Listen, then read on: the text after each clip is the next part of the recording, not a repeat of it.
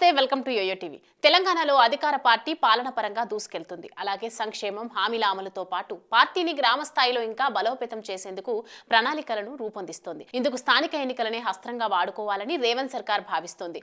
Local body elections కు ప్రభుత్వం తరపున సన్నాహాలు ప్రారంభమైన కారణంగా పార్టీ కూడా ఇప్పటి నుంచే సరైన అభ్యర్థులను నిలబెట్టడానికి కసరత్తు మొదలుపెట్టింది. ఎంపీటీసీ, జెడ్పీటీసీ ఎన్నికలు పార్టీ గుర్తు మీద జరుగుతున్నప్పటికీ సర్పంచ్, వార్డు సభ్యుల, గ్రామీణ స్థానిక సంస్థల ఎన్నికలు మాత్రం పార్టీలతో సంబంధం లేకుండా జరుగుతాయి. దీంతో పార్టీ నైతిక మద్దతుతో గెలిచే అవకాశం ఉన్న స్థానిక లీడర్లను ఎంపిక చేయడంపై పీసీసీ దృష్టి సారించింది. ప్రతిపక్షాలకు విజయావకాశాలు లేకుండా కాంగ్రెస్ ఒకంత అడ్వాన్స్ లో ఉండేలా కార్యాచరణ ప్రణాళికను రూపొందించాలని ఆలోచిస్తున్నది. గతంలో పోటీ చేసి ఓడిపోయిన వారితో పాటు వివిధ కార్పొరేషన్లలో బాధ్యతలు నిర్వహించిన వారు స్థానికంగా ప్రజల్లో గుర్తింపు ఉన్న లీడర్లను ఎంపిక చేయాలనుకుంటున్నది. పార్టీలో యాక్టివ్ గా పాల్గొనడంతో పాటు ప్రజల విశ్వాసాన్ని చురగొన్న వారికి ప్రాధాన్యత ఇవ్వాలన్నది పీసీసీ ఆలోచన. ఇంతకాలం పీసీసీ చీఫ్ గా ఉన్న సీఎం రేవంత్ రెడ్డి కార్యకర్తలు, స్థానిక లీడర్లు పార్టీ కోసం కష్టపడి అధికారంలోకి తీసుకొచ్చినందున వారి సేవలను గుర్తించేలా పదవులు కట్టబెట్టనున్నట్లు ఓపెన్ గా ప్రకటించారు.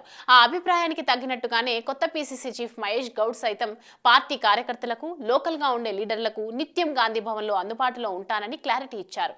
కార్యకర్తలే పార్టీకి ప్రాణం అంటూ పలు సందర్భాల్లో వ్యాఖ్యలు చేసిన పీసీసీ చీఫ్ మహేష్ ఈ ఏడాది చివరి నాటికి జరిగే స్థానిక సంస్థల ఎన్నికల్లో గరిష్ట స్థాయిలో జెడ్పీ చైర్మన్, జెడ్పీటీసీలు, ఎంపీపీలు, ఎంపీటీసీలు, సర్పంచ్లు, ఉప సర్పంచ్లు, వార్డు సభ్యులు గెలిచేలా ఆలోచిస్తున్నారు. ఇందులో భాగంగానే ఇప్పటి వరకు ఆయా గ్రామాల్లో పార్టీ పరిస్థితి ఎలా ఉన్నదో, ఇకపైన ఏ తీరులో బలోపేతం చేయాలో ఈ పనికి సమర్థులైన లోకల్ లీడర్లు ఎవరు గుర్తించేందుకు వీలుగా అన్ని స్థాయిల్లోని నేతల విశ్వాసాన్ని పరిగణలోకి తీసుకునేందుకు గాంధీభవన్ వేదికగా రివ్యూ మీటింగులకు శ్రీకారం చుట్టారు. గతంలో ఎమ్మెల్యే, ఎమ్మెల్సీ, ఎంపీ అభ్యర్థులుగా పోటీ చేసి ఓడిపోయిన వారిని సైతం ఈ సమావేశాలకు ఆయన ఆహ్వానించారు. వీలైనంత వరకు ఏకాభిప్రాయంతోనే అటు పార్టీ కమిటీల్లో బాధ్యతలు అప్పచెప్పడానికి, ఇటు స్థానిక ఎన్నికల్లో అవకాశం ఇవ్వడానికి పీసీసీ చీఫ్ ఆలోచిస్తున్నారు. పీసీసీ చీఫ్ గా మహేష్ కుమార్ గౌడ్ కేంద్రంగా పార్టీ కార్యకలాపాలు జరగడానికి భిన్నంగా ఈ రివ్యూ మీటింగ్ లో రాష్ట్ర వ్యవహారాల ఇన్ఛార్జి దీపాదాస్ మున్షితో పాటు ఏఐసీసీ నుంచి బాధ్యులుగా వచ్చిన విశ్వనాథ్, విష్ణునాథ్లను కూడా భాగస్వాములయ్యేలా పీసీసీ షెడ్యూల్ రూపొందించింది.